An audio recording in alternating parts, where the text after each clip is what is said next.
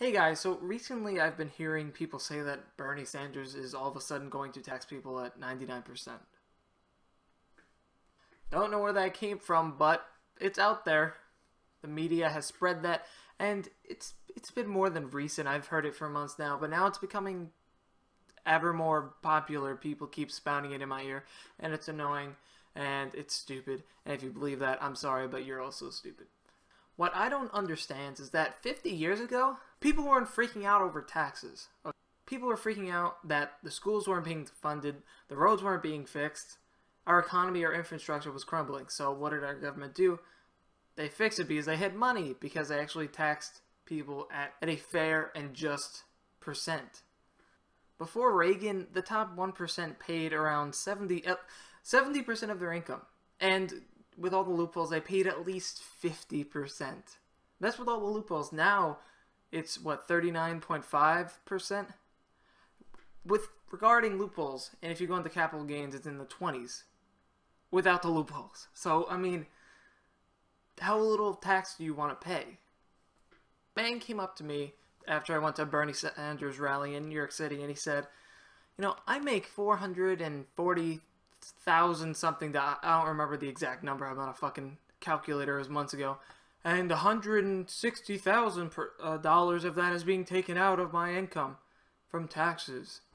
And I'm thinking here, like, I don't remember if that was the actual number, but all I remember is that, you know, the math added up. Like, you know, after a certain number, your income goes from getting taxed at, say, like, 25%, it goes up to 30%, it goes, you know, it fluctuates depending on your income. So I could go, you know, but eventually you hit a cap where everything above that is at 39.5%. That being said, that 39.5% is everything above that cap. So everything below that is being taxed at lower brackets. It's just everything above that amount is being taxed at a higher bracket. But I'm doing the math in my head. I'm thinking, does this guy not know how to do math? And I told him, like, bro, like, that math adds up. Like, I don't know why you're complaining. He's like, and then I realized he just didn't want to be taxed that much. And I asked him, how much would you want to be taxed? Because this era, Reagan up to Obama, has been the lowest tax ever since the Great Depression hit. I mean, in between that time where we created the greatest middle class of all time, taxes on the rich were high.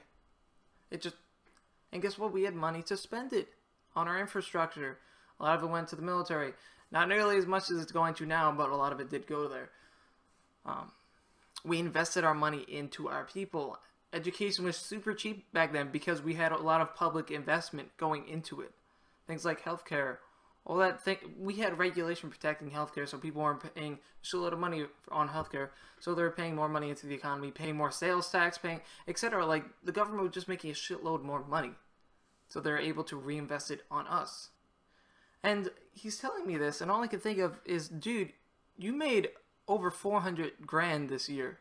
It was close to 500 grand. It was like around a little bit less than $500,000. But you know how many people would kill to make that money? And I'm not saying he didn't deserve it. That's not what I'm coming at all. I'm saying that, and this is just a fact, that the people on the bottom, or even the middle class, on average, spend a majority, close to 90 to even 110, which is, you know, going into debt, of their income, while the top 1%, or even the top 10%, will spend maybe, you know, based on the loopholes, they could pay 39.5% or whatever percent on income taxes, but they'll spend the rest of their income, will go up to maybe 60% or 70%.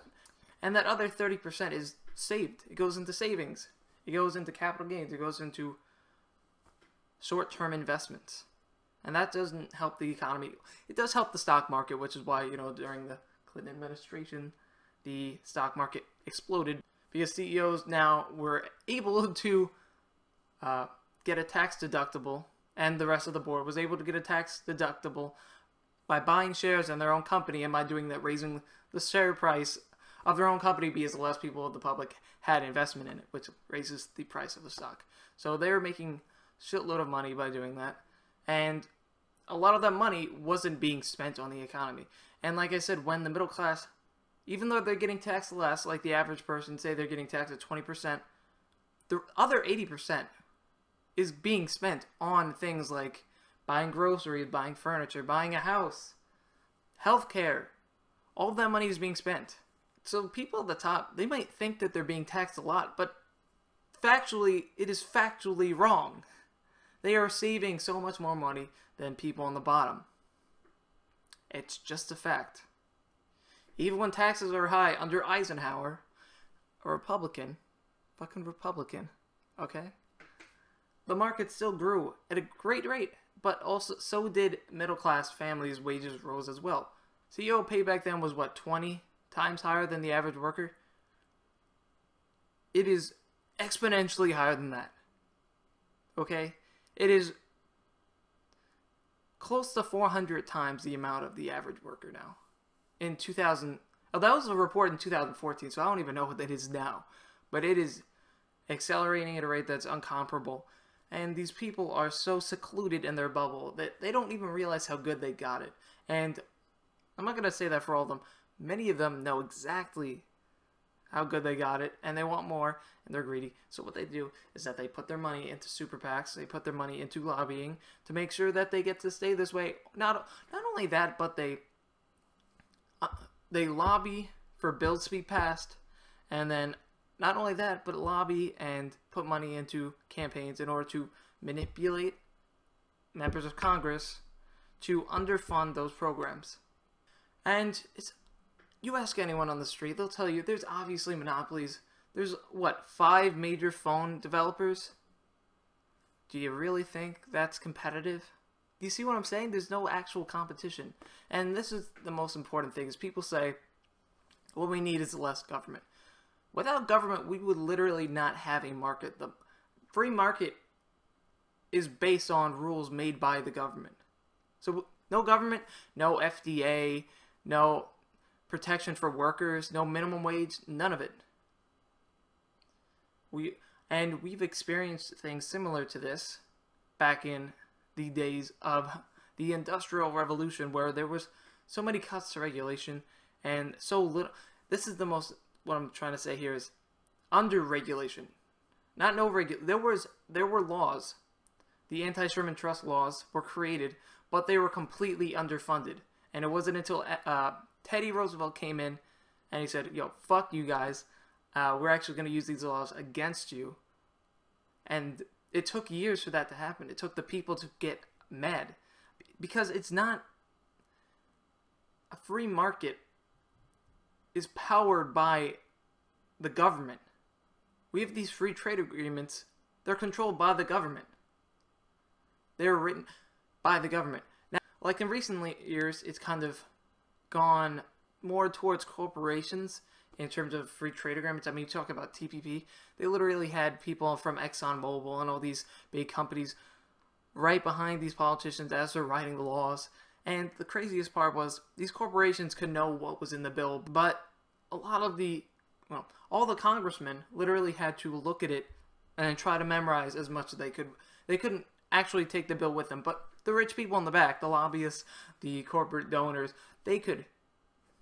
How does that make any fucking sense? And it's not because we have too much regulation. It's not that we need no government. It's that we need regulation that works for the many, not for the few. We need to get rid of this corporatist system and get a social democracy. We need to enforce labor unions. We need to increase the minimum wage. We need to get money back into people's pockets so they can spend it. Because the market is based off of the middle class. The people who are, the rich people who are saving 30-40% of their income, they're not spending that money. They're investing it into capital gains, or they're just saving it in offshore accounts. You know who does spend it? The middle class. Like I just told you, 90 to 110%, 90 to 100% of their income is spent in the market. Could you imagine if they had more money to spend in their pockets? How much better? I'm not talking one person. I'm talking the entire country had a raise. Not a literal, like, everybody, oh, free. I'm talking saying, labor unions, you're getting your bargaining rights back. Minimum wage workers, guess what? You get a pay increase. And this whole mythology that you're paid what you're worth. Why in the 1950s were workers at factories, no education at all, making, in terms of today's dollars, $30 an hour, but today they're making $14. And this is adjusting for inflation. Why? Only thing that's happened in that time is manufacturing has increased. People are working longer hours, and their wages are either stagnant or going down. Their worth hasn't. Are they getting worthless? They're working harder than they ever were. They're making more than they ever were. So the idea that you're worth what you're paid what you're worth is completely ridiculous.